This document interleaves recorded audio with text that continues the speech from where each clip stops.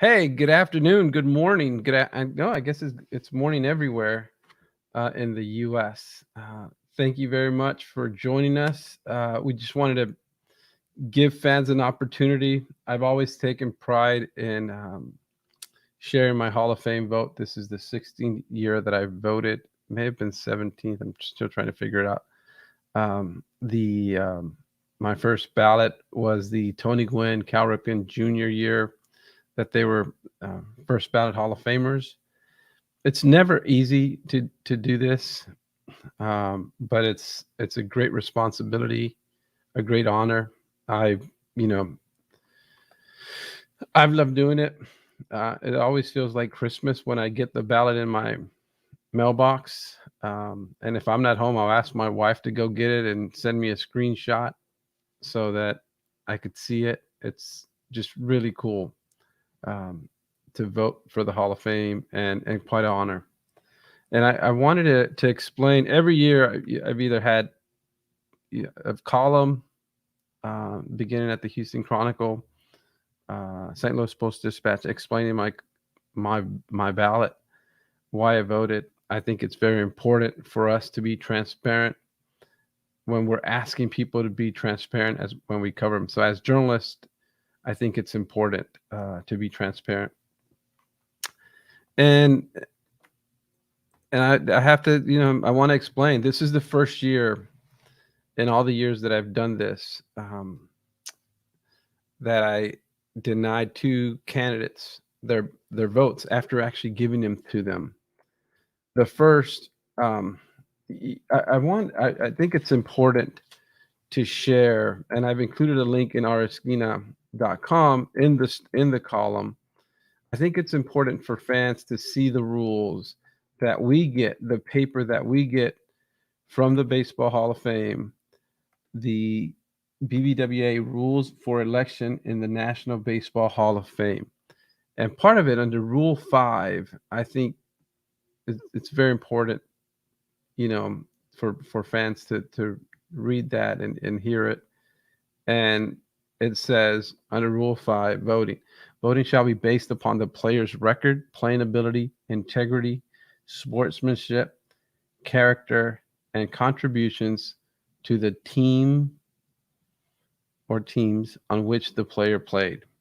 That character, it's so hard because we all define character differently. We, we all define integrity differently. We shouldn't, but we were all, and in this case, I want to explain why I cannot vote for Omar Vizquel. Since I last voted for him, he has been accused of domestic abuse by his former wife and of sexually harassing a Birmingham Barons bat boy. When asked to consider character, it's impossible to overlook that accusation against Vizquel. And, history, innocent until proven guilty. I get it. And we'll let the courts figure all that out. But eventually, if the Veterans Committee wants to vote him in the future, hey, let them figure that one out. Curt Schilling is another guy who got my vote the last 2 years. The last 2 years, I voted for Curt Schilling. I've hated, I've hated what he's represented as a person, but that has nothing to do with this right here. I voted for him because and a lot of people have complained. They say that some of us haven't voted for him because of politics. I promise you that I've gotten to know some of these players, some of whom have received my vote, who are politically aligned with Curt Schilling. They're not, as outspoken or have been as nasty, I guess I would say. But politically, they've been aligned with Curt Schilling. I voted for right-wing guys, left-wing guys I have no idea how they vote. So that has nothing to do with anything. I don't take politics into consideration, But I will say this. Curt Schilling said that he wanted to be judged by men whose opinions actually matter. His meaning Hall of Famers on the Veterans Committee. I wanted to reiterate this final point. Schilling wrote on Facebook last January 26th, I will not participate in the final year of voting. I am requested to be removed from the ballot. I'll defer to the Veterans Committee and men whose opinions actually matter and who are in a position to actually judge a player. I don't think I'm a Hall of Famer, as I've often stated, but if former players think I am, then I'll accept that with honor, he wrote. Hey, God bless Curt Schilling. He didn't want to be on this ballot. The Hall of Fame put him on it anyway, but I'm going to pretend he's not on this ballot and let him be judged by the Veterans Committee, which is his desire. So after voting for Curt the last 2 years, I will oblige him.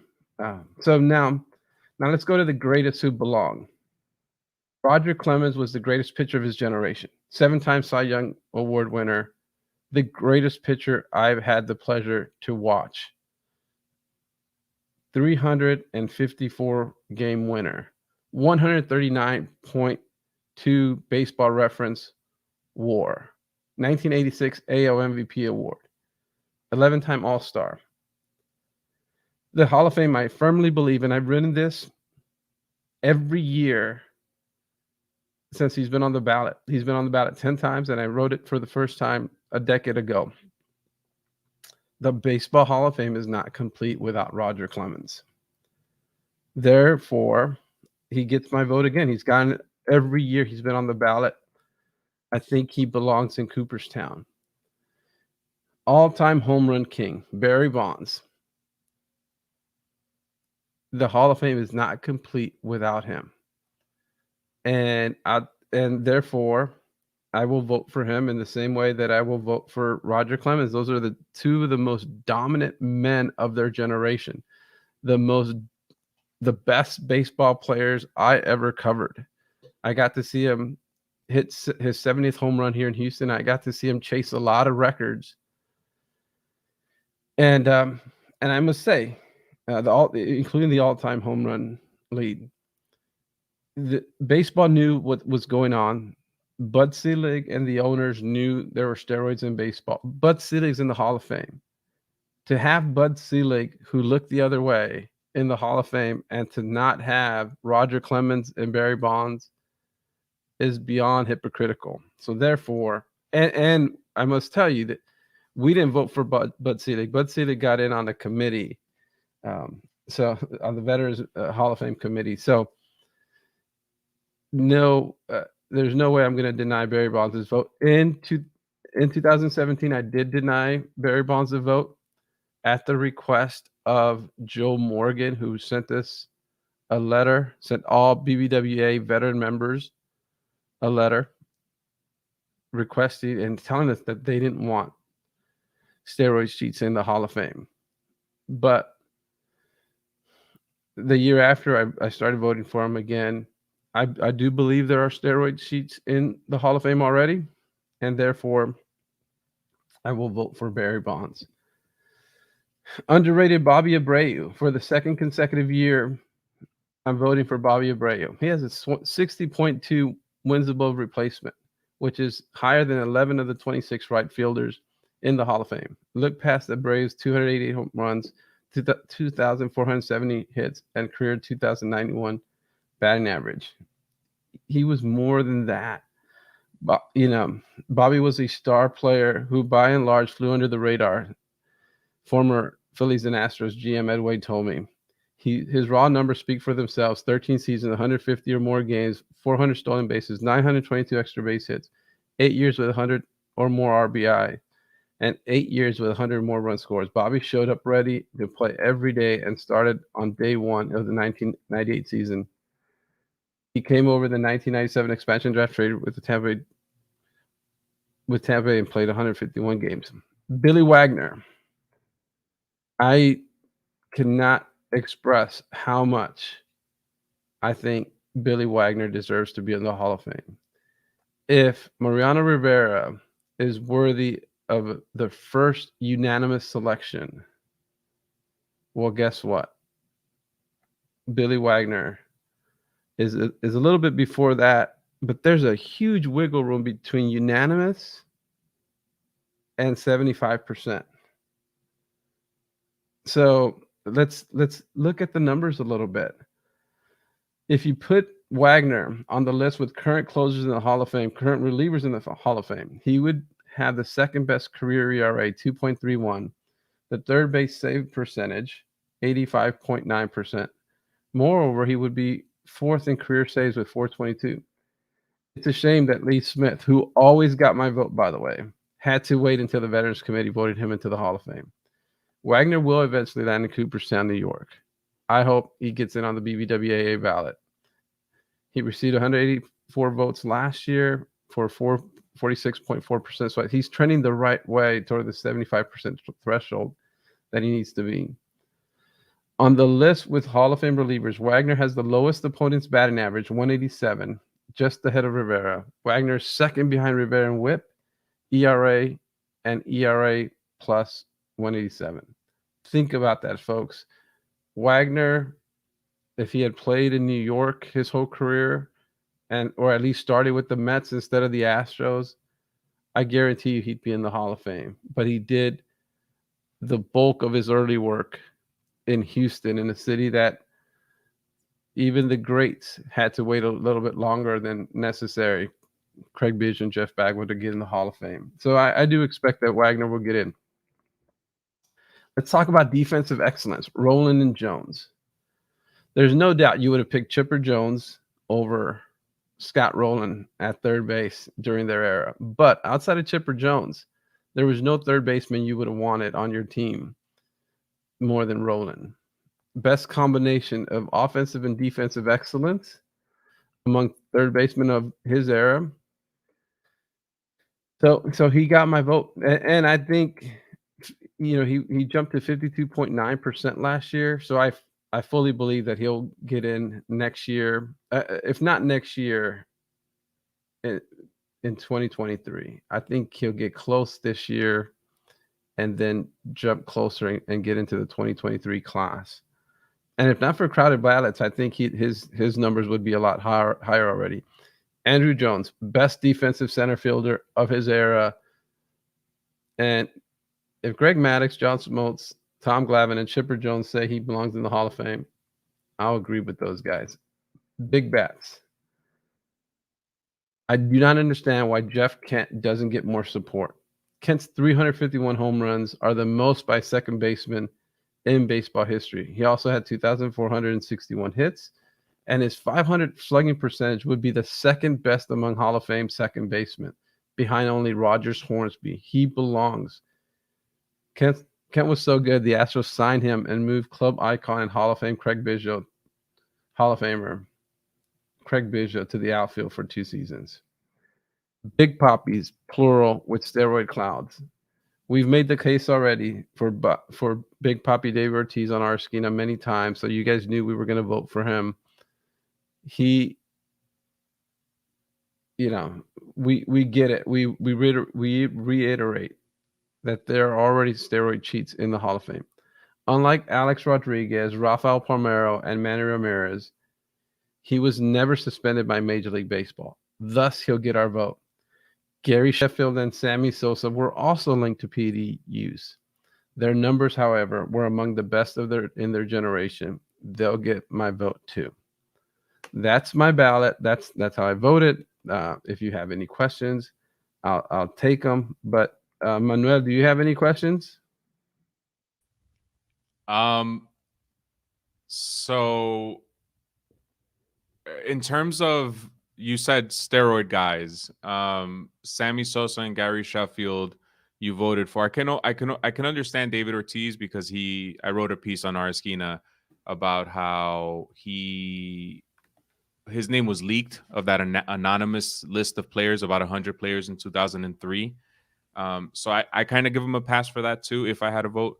But Gary Sheffield and Sammy Sosa, I don't believe they were on that leaked list. I think Sheffield was on the same boat as Barry Bonds. Balco. Balco. And Sammy Sosa, I'm not sure where the allegations came from there, but Can you explain your rationale for Gary Sheffield and Sammy Sosa? So it's the same rationale essentially with Roger Clemens and Barry Bonds. I believe that it's very difficult, and I said this 10 years ago, and I've reiterated it every year. I believe it's difficult for us to pretend to know who was doing it without steroids and who was doing it with. And I don't want to punish guys because they weren't as good at hiding it, or maybe, Roger Clemens and Andy Pettitte were put on the Grimsley report. Yeah. And turns out the Los Angeles Times had to put a correction because they were wrong.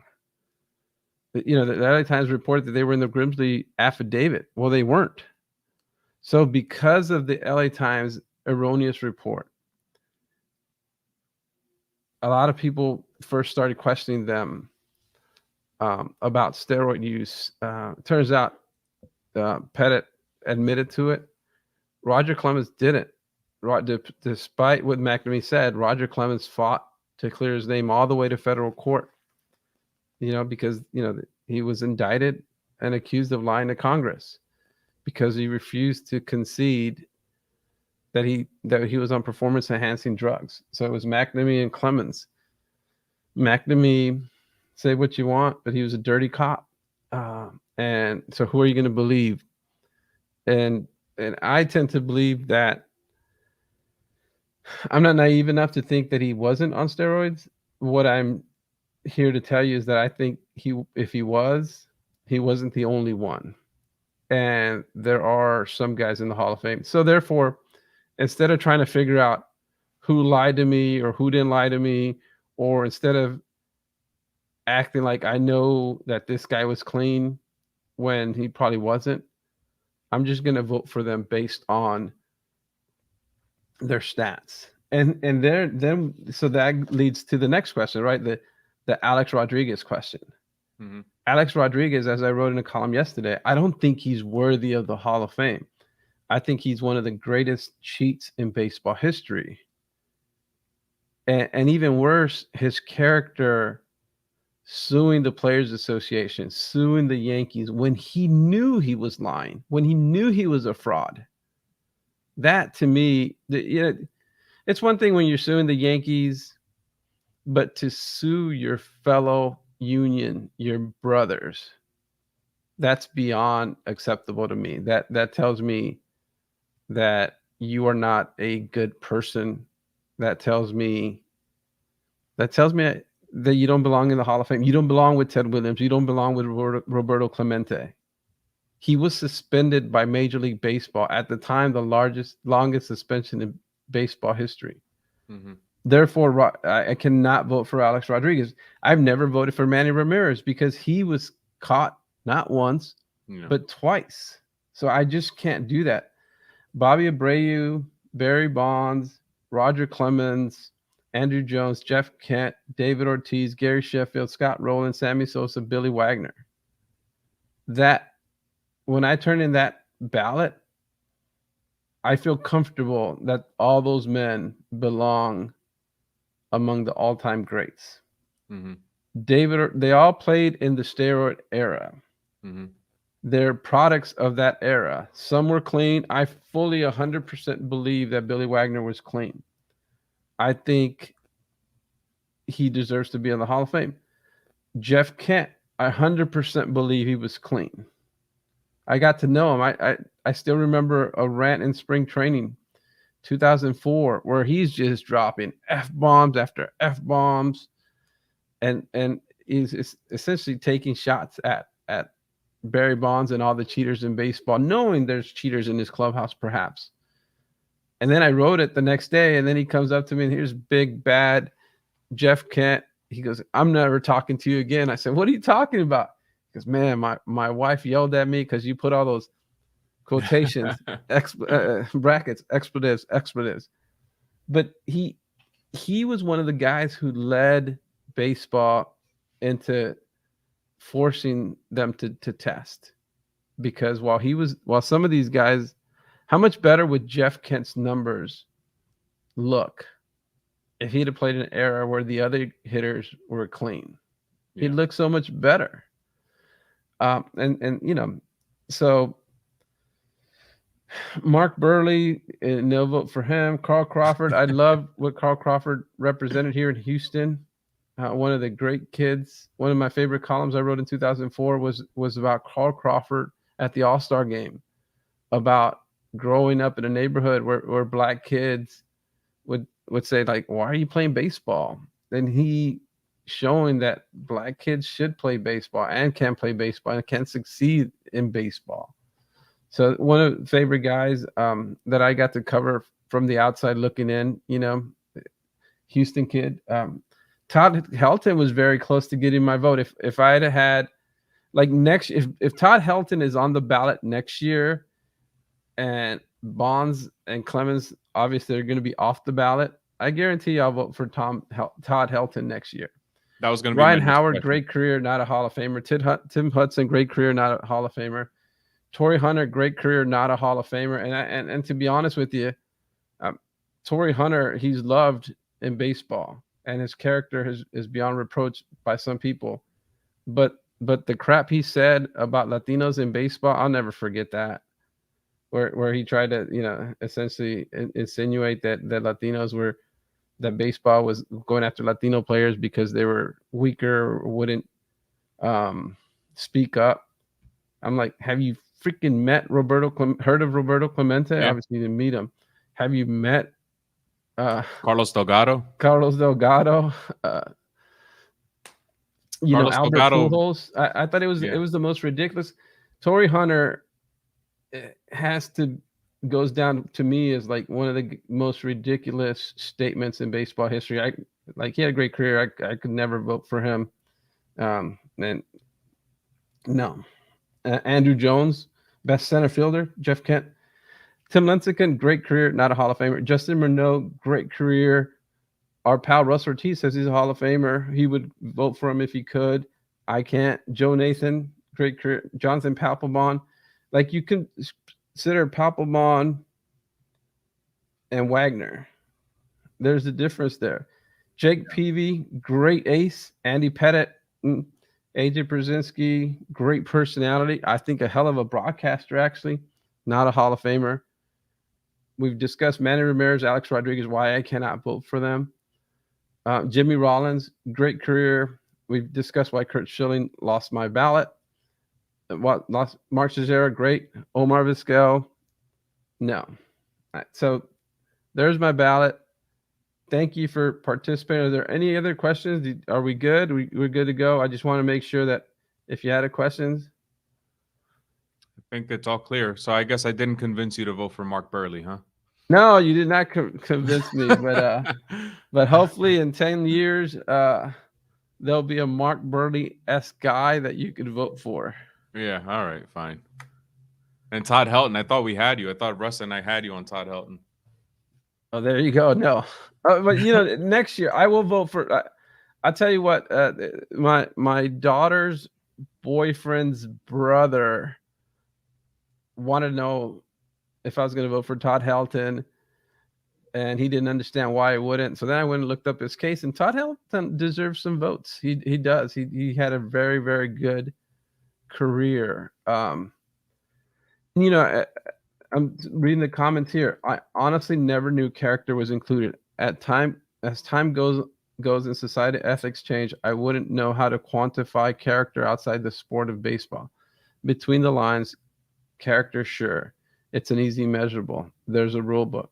This country has been diversified so much. That's an interesting comment, you know? So there you go. I promise you, I do not hate your team. I do not love your team. I'm not a fan of any specific person as much as I'm a fan of great stories. There are guys that I've obviously gotten to know that I think the world of. Billy Wagner being one of them, first and foremost. On this group, Jeff Kent came into Houston with a surly reputation, and I once told him, like, Jeff, you're not as big of an asshole as you try to portray yourself, and I'm gonna keep bugging you. And he looked at me like, okay, he just called me an asshole, and all right, you know what I mean? Like, and Roger Clemens, we had the greatest game outside of David Cohn that I ever covered, as far as his story, and I actually won a award for it. Actually, was the day that Roger Clemens' beloved mom Beth died. This dude showed up less than 24 hours to pitch against the Marlins and won. And then he talked to us, and I remember being outside the clubhouse. His kids are still crying. They're hugging his wife, and this dude's talking to us. Like, I bet you 85% of major league players would not have shown up that day. Mm-hmm. But his team was making a run at the playoffs. And damn if Roger Clemens wasn't going to be there to face the Marlins to take his start. I'll never forget that. And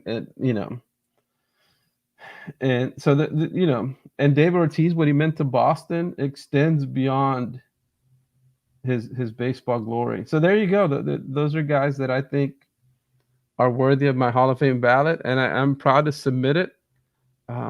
It's not for everybody, I get it, but that's my ballot. Thank you so much for caring.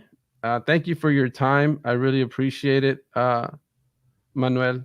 I know you're busy as hell, and let's go.